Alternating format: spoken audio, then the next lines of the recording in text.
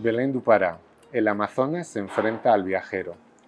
Es como si el mar se anunciara de repente y todo su esplendor, libérrimo y fecundo, se limitase en geométrico celo a la armonía fluvial que recorre felicísimo un cortejo insobornable de delfines y tritones que ensordece la tropical arrogancia de sus riberas.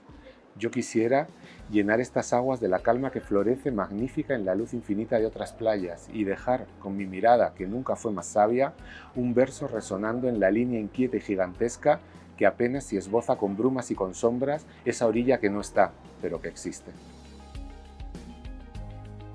Hola, bienvenidos a Diálogos entre Libros. El poema que hemos disfrutado es de José Luis Ramírez, con quien conversamos esta semana para conocer más sobre su trabajo como poeta. Este es su primer poemario publicado. Ya nos contará cómo surgió la idea y por qué titularlo Estará tu nombre en todos lados. Además, esta semana le contamos sobre otras actividades académicas y de lectura desarrolladas en la librería universitaria de la Alma Mater. Quédese con nosotros en su programa Diálogos entre Libros.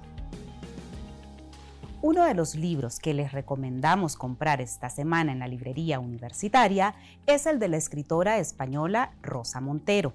El título es Instrucciones para salvar el mundo. Un taxista viudo que no supera la pérdida de su mujer, un médico desencantado de su profesión, una prostituta africana aferrada a la vida y una anciana científica y sabia protagonizan esta novela urbana.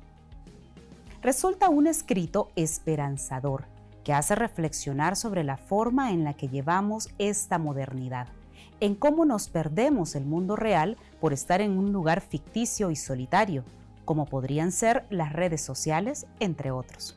Muy recomendado para todos y todas. También les queremos reiterar que con este libro ustedes pueden reír, pero también en algún momento más de alguna lágrima puede aflorar por ahí. Disfrútenlo muchísimo y pueden encontrarlo en la librería universitaria. En ocasiones, las letras llegan a nuestra cabeza y simplemente necesitamos escribir eso que nos resulta interesante, que nos hace sentir felices o tristes. Ese es el caso del escritor que conoceremos hoy. Nos referimos a José Luis Ramírez, de nacionalidad española y un apasionado por el estudio de la lengua. Les dejo con la entrevista.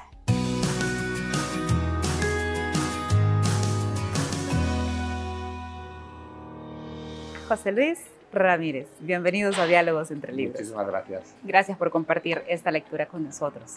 Estará tu nombre en todo. Cuéntenos sobre este libro. Pues este libro es un poemario, es mi primer poemario que recoge y lo que hace es explicar lo que no deja de ser un viaje personal por América, un viaje personal de muchos años. El libro son 10 años de poemas que desde México hasta el sur de la Argentina, ¿verdad? Todo el continente, pues va explicando de forma poética, con la palabra poética, lo que ha sido mi relación, como español como soy, pero mi relación con este continente, tanto con sus lugares como con sus gentes. Y este que nos acaba de declamar, ¿qué rinconcito de América tiene? Este en realidad es una ciudad del norte de Brasil que se llama Belén du Pará, que está en la desembocadura del Amazonas, es la última ciudad antes de llegar al Amazonas y que tiene o a lo que se refiere el poema tiene que ver con el puerto. Llegas a la ciudad y lo que ves, alguien que viene de fuera, es un océano, y cuando estás viendo el océano diciendo qué bonito el mar, qué grande, te dicen no, esto es el Amazonas, al otro lado, no se ve, pero al otro lado está la otra orilla, es un río. Entonces esa es la idea, y es la idea no de el viajero se encuentra con el río, sino el río se encuentra con el viajero. Entonces esa era la idea. Entonces sí, hay mucho de esa experiencia como viajero en este libro. Evidentemente hay un pozo de verdad, pero hay un pozo de verdad idealizada o si quieres poetizada, ¿sí? Claro. Yo siempre digo que ojalá este libro fuera mi vida, porque sería una vida mucho más interesante que la que tengo personalmente, ¿no? En realidad tengo una vida bastante más monótona, pero sí que es verdad que, claro, hay una base de realidad que además es pues, lo que a uno, o en mi caso al menos, al llegar a América, pues lo sorprende, lo emociona, encontrarse con esta realidad que muchas veces supera lo que uno espera y que hay que expresar de alguna forma. Mi forma de expresarla en este caso ha sido pues por medio de los poemas, ¿no? De la palabra poética. Nos ha comentado que le ha llevado 10 años decidirse a decir, lo publico, lo escribo, lo tengo acá. En este proceso vivimos una vida sumamente acelerada, ¿no? Nosotros todo ahora es instantáneo, pero 10 años escribiendo la poesía, ¿por qué decide al final de cuentas publicar? Pues en realidad, digamos que como suelen pasar con las cosas, ¿verdad? Es casi una cuestión de azar. Algunos de estos poemas, en fin, los suelo poner en mi página de Facebook, ¿verdad?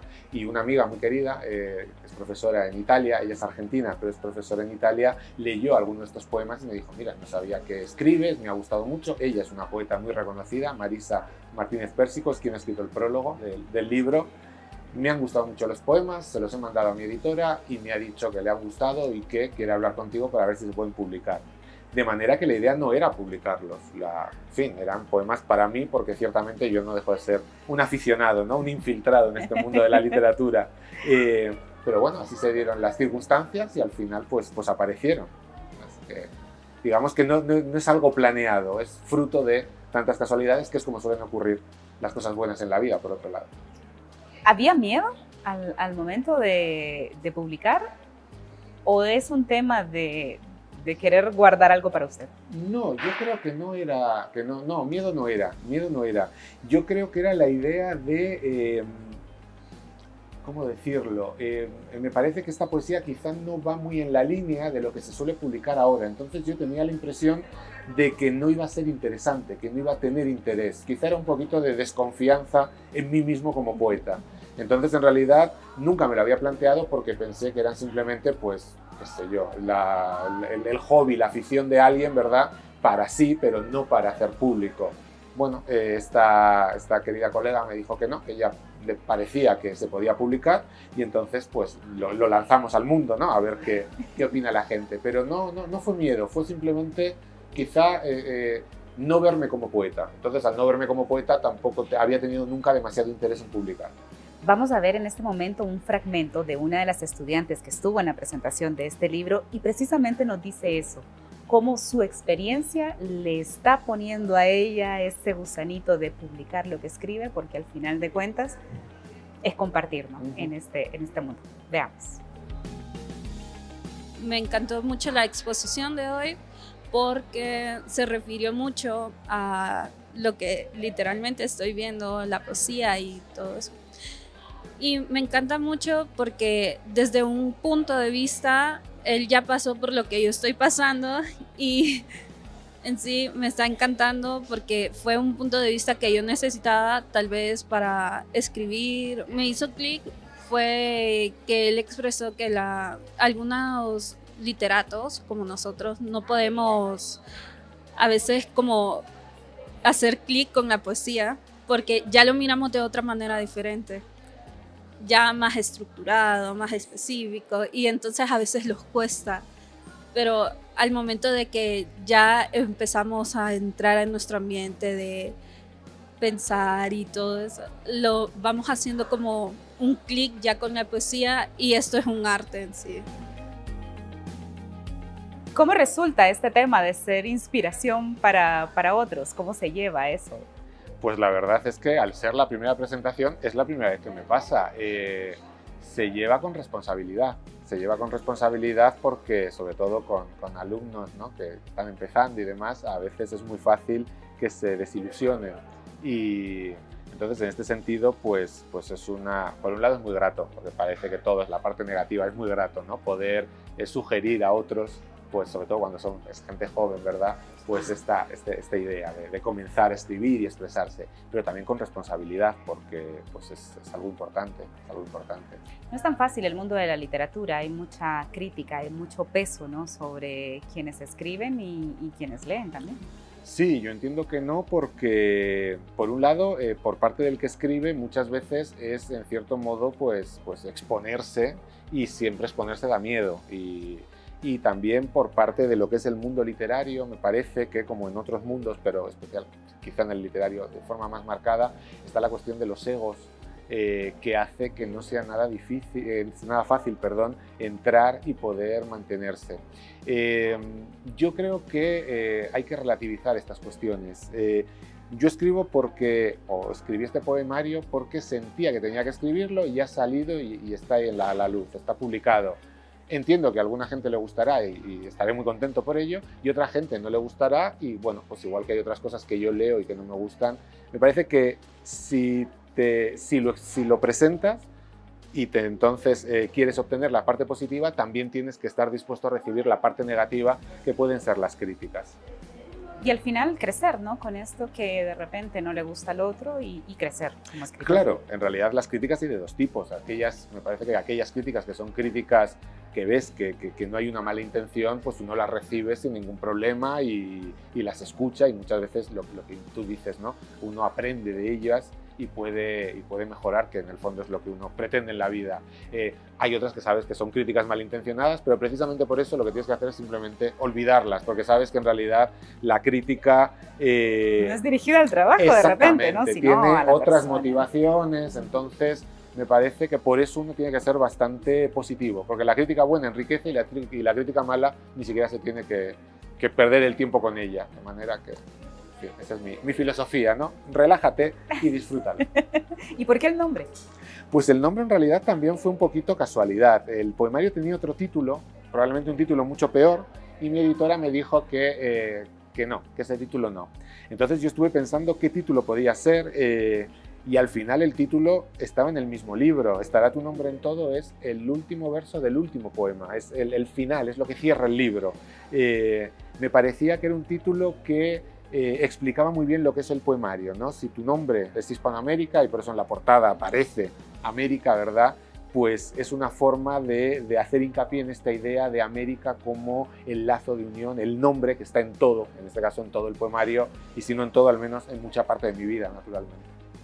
Le vamos a pedir que cerremos este segmento con ese poema dedicado a Tegucigalpa, al menos con esa última frase entera, que resulta muy interesante y que se aclara, ¿verdad? Que sí, hay partes que son de su vivencia y hay otras. Este es un magnífico ejemplo de cómo el libro es mucho más interesante que mi vida. El poema se llama Tegucigalpa, segundas partes. No basta con volver, me lo dijeron, a los mismos lugares y hacer las mismas cosas en una rutina anhelante y ansiosa. No basta con bailar la misma música, beber bebidas semejantes y reír con risas parejas, pero hoy sin sentido. Ni basta con lanzar tensos desvíos las miradas que no te han de encontrar, tampoco con copiar los mismos gestos que hoy tan solo reflejos se te antojan, adulterado y grotesco. Y sé que otro habrá que ocupará mi sitio, que tu cuerpo soberbio se ofrecerá a cuerpo ajeno y no al mío, que naufragará tu ardor en un manar de caricias y sumisiones gozosas al gemido de otra carne, que tu boca beberá los labios tibios de otra boca, sí, que otro, será otro quien disfrute tu belleza. No te culpo, pues que mi momento tuve y lo aplacé irresponsable para días más propicios. Ahora que lo deseo es ya tarde. El tiempo pasa, la melancolía crece y tus labios, me temo, se niegan a segundas sonrisas. Bueno, hasta aquí llegamos entonces con esta entrevista. Muchísimas gracias por haber aceptado esta invitación, y a ustedes les invitamos a continuar conectados con UTV.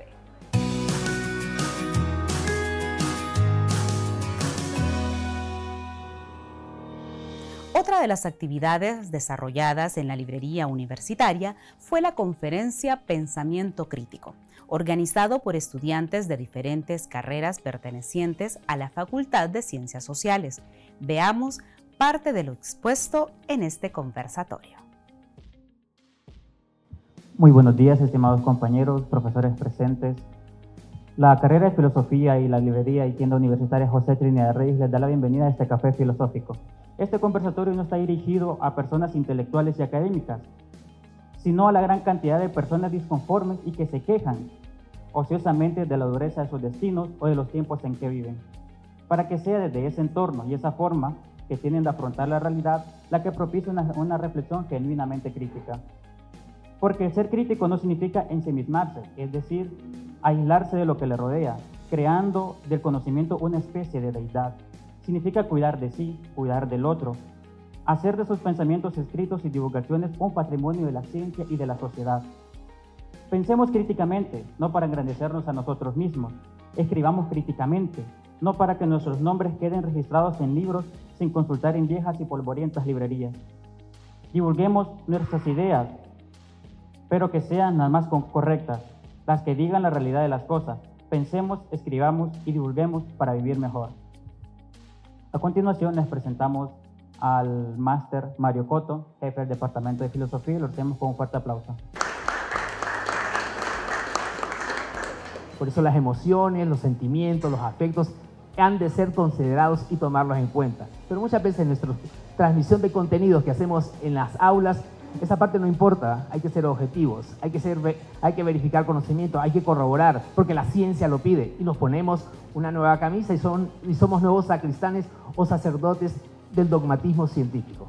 Y a veces nos despersonalizamos en nuestras relaciones interpersonales. Las personas que están entre nosotros son eso, personas, no son número de cuenta. Entonces, para nosotros que somos docentes, tenemos una responsabilidad de suscitar en el otro lo que estoy transmitiendo, cómo esto le viene a mover el piso, cómo lo hace ser mejor persona. En otras palabras, tiene que haber una mayor coherencia y consistencia entre el discurso que pregona conocimientos para su formación intelectual, pero también hemos de ir caminando con ellos para una formación humana. El profesor no solamente informa, forma, y hay que formar con carácter, con valores, con actitudes. No somos perfectos, pero somos perfectibles. Si yo cometo errores, de hecho cometo muchos errores en la clase, y aún así reconozco, y si me lo señalan, me duele en el ego, pero la verdad debe imponerse por la verdad misma. Debe haber una actitud moral y ética hacia la persona, porque estoy tratando con personas.